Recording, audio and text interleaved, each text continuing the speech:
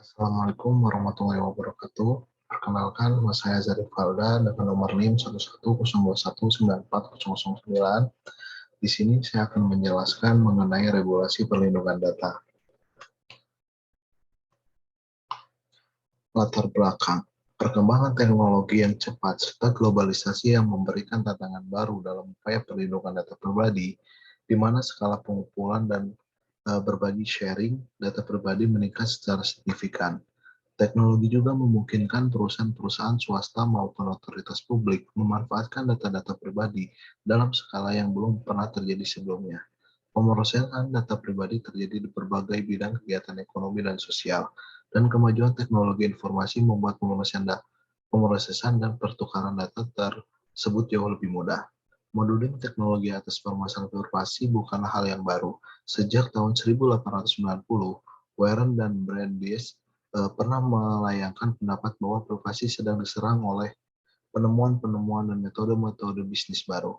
Mereka meyakini bahwa tekanan yang dialami masyarakat modern menuntut adanya hak privasi guna melindungi apa yang mereka sebut sebagai hak untuk dibiarkan sendiri. Mereka menganggap bahwa hak ini harus dilindungi oleh hukum yang ada sebagai bagian dari masalah hak asasi manusia. Hukum perlindungan data di Eropa. Hukum perlindungan data yang mengacu pada skema hukum yang mengatur pengumpulan, kepemilikan, pemrosesan, dan pengungkapan dan pemindahan informasi pribadi individu baik dalam jaringan online maupun di luar jaringan offline. Di Eropa, skema hukum ini bertujuan melindungi hak privasi, hak asasi individu untuk kerahasiaan pribadi secara umum dan hak asasi untuk privasi data secara khusus. Bisa dibaca selanjutnya. Hukum perlindungan data di Uni Emirat. Lebih dari 20 tahun yang lalu, masyarakat Eropa merasa perlu untuk menyelaraskan standar perlindungan data di negara anggota untuk memfasilitasi transfer data lintas batas internal UE. Pada saat itu, Undang-Undang Perlindungan Data Nasional memberikan tingkat perlindungan yang sangat berbeda dan tidak dapat memberikan kepastian hukum, baik untuk individu maupun untuk pengendali dan pemrosesan data. Oleh karena itu, pada 1955, masyarakat Eropa mengadopsi Direktif Perlindungan Data yang kemudian digantikan oleh GDRR pada 2016. Selanjutnya, Hukum Perlindungan Data di Indonesia. Indonesia akhirnya memiliki aturan soal perlindungan data pribadi di era digital. Aturan ini dituangkan dalam bentuk Peraturan Menteri Permen No. 20 Tahun 2016 tentang perlindungan data pribadi. Ditetapkan 7 November 2016, diundangkan dan berlaku sejak 1 Desember 2016. Benar, permen soal perlindungan data pribadi sudah berlaku. Detailnya ada yang di laman Kominfo.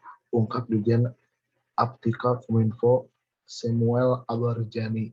Pengharapan kepada Indotelco. Kemarin, dari dokumen yang diunduh, di aturan yang dinyatakan data pribadi adalah perseorangan tertentu yang disampaikan, dirawat, dan dijaga kebenarannya serta dilindungi kerahasiaannya. Pemilik data pribadi adalah individu yang dapat melekat data perseorangan tertentu. Setiap penyelenggaraan sistem elektronik harus mempunyai aturan internal perlindungan data pribadi untuk melaksanakan proses. Setiap penyelenggaraan sistem elektronik harus menyusun aturan internal perlindungan data pribadi sebagai bentuk tindakan pencegahan untuk menghindari terjadinya kegagalan dalam perlindungan data pribadi yang dikelolanya.